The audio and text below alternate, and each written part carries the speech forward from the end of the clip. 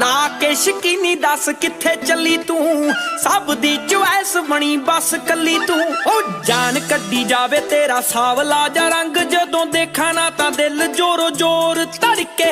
ਮਰੂਗਾ ਨਹੀਂ ਮਰੂ ਕਿਸੇ ਨਾਲ